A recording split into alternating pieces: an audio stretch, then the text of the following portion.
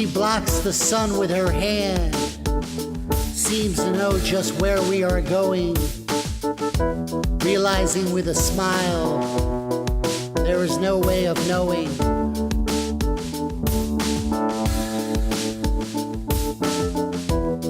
She blocks the sun with her pain, lies down to rest. The sky can't stop denying her soft request.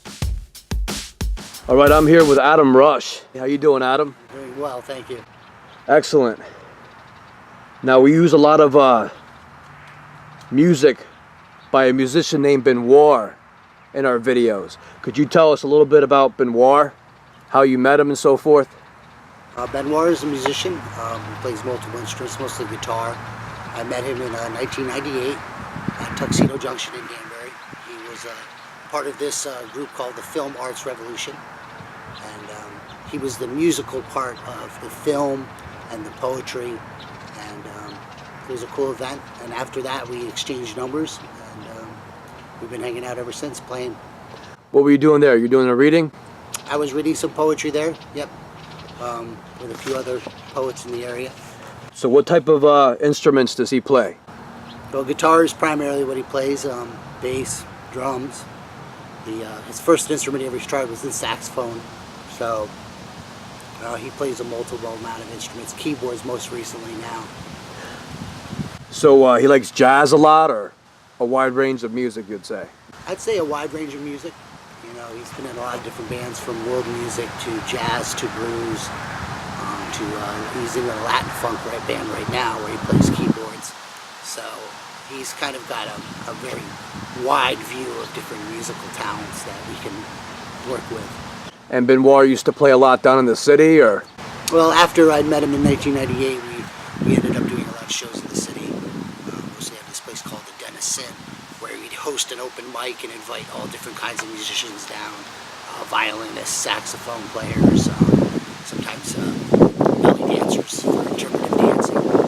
So it was really an interesting mix of musicians stuff going on. About a little bit before 9/11, so about 2000 or so. So what part of New York City? Manhattan, or? Mostly the west side, 4th Street, Mercer, down in that area. The lower flats. We played a little bit at the Knitting Factory as well. And so he also has a studio, and he's in the music production too, huh? Well, now he's evolved to, you know, running his own studio, Studio Noir down in Long Beach, New York. That's where I recorded the CD with him. And what's the name of your first CD again? It's just called Adam Rush, but we call it Sauce on the Side, because that's the band that he plays with. It's Matt Barnello on drums, Mark Malone on bass, and Benoir's playing guitar. We also have Sylvia Milo on violin, as well as a few other musicians. So those are all the people we were playing with basically down in that time period. And so I hear that you got another CD on its way. Yeah. Can you tell us a little bit about that? Well, when we got together, we decided to record more than just the 9 tracks that you can hear on from Adam Rush on Amazon. If you want to pick up the CD, also have it on iTunes. The second part of it was more Benoir sound engineering. And what we did is we grabbed the musicians in the Long Beach area, most notably Dave Kellen, Dave Pellegrino, and we combined these local musicians into a project that we're currently calling A Keg on My Head. And it will be a compilation of Benoir sound engineering, my poetry, and a vast array of different musicians. And so are you guys trying anything new on this next CD, or? There's a lot more instrumentation on this one. There's a charango. There's a piano effects track. There's also some hip-hop beats and stuff too. Yeah, you got to hear a little bit of that. There's definitely some hip-hop beats. We also have a mandolin that we play in one scene where it's the first time he ever played mandolin, Dave Kellen, and it turned out really excellent. And so we really are excited about the new record. It was probably going to be close to two worth of CDs, so maybe 18 tracks or so when it's done. When can we expect to see that? Probably early part of next year, I would say, January, February 2016. All right, so we're going to look forward to your new CD coming out, Keg on My Head. So do you have any other projects that we could expect soon, or? I am working on a poetry collection called Outlaw Poetry.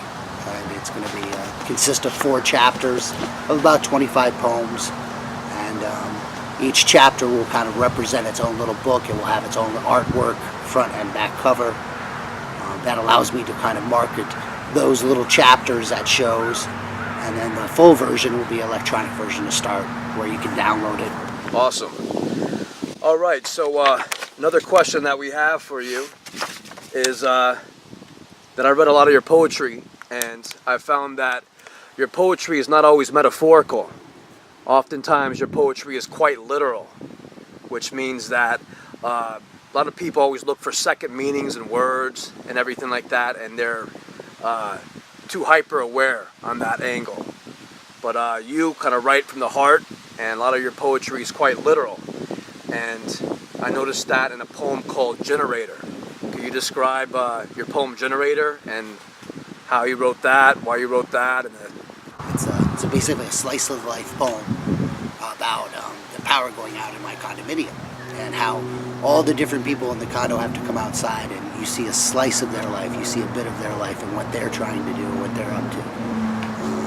I would say that, it talks about how we are kind of controlled by power, that without the power out, we're kind of wild children out in the night.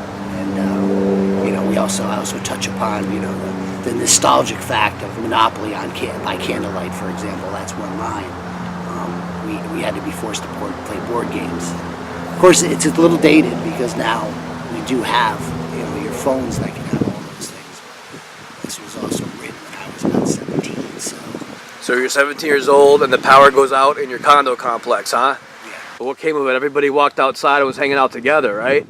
So there was kind of a connection when that TV went out and the power went out, so everybody kind of came together outside. So I was kind of focusing on all their little different stories. So I want to thank you for your time today. It's been a good interview, and we'll have to do a follow-up video, and we'll tell people the link on how they can order your book and your upcoming CD with Benoir. We'll look forward to that. All right, Adam, thanks a lot, man. Thank you. All right, later.